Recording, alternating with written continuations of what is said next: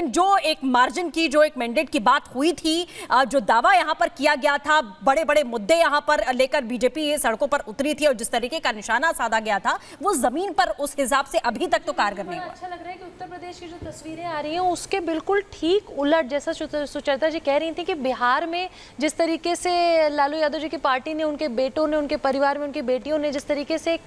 Campaign किया और पूरी कैंपेन के दौरान प्रधानमंत्री जी के बारे में कुछ ना कुछ चीजें बोलना, और जो ऐसी चीज आपने विपक्ष में रह के जो काम किया या 20 साल पहले आप लोगों ने जो बिहार में काम किया अपने गुंडा राज के समय में, आप उसको भी नहीं दिखा पाए। लेकिन जो ऐसी पार्टियां, जैसे चिराग पासवान का भी आप नाम ले रही थी, 5 सीटों पे अगर लगातार बढ़त और आगे बढ़ रहे हैं और 5 सीटों अगर वो जीत जाते हैं तो इसका मतलब उन्होंने 5 सीटें वो मांगी जो 100% रिजल्ट दे रहे हैं। तो ये बड़ी बात है कि एनडीए अलायंस में वो पार्टियां जो 100% रिजल्ट के साथ आती हैं, तो वो जैसे पुष्पेंद्र जी बोल रहे थे कि उनकी दावेदारी एक निगोशिएशन में मंत्रालय में ज्यादा हो जाएगी, ज्यादा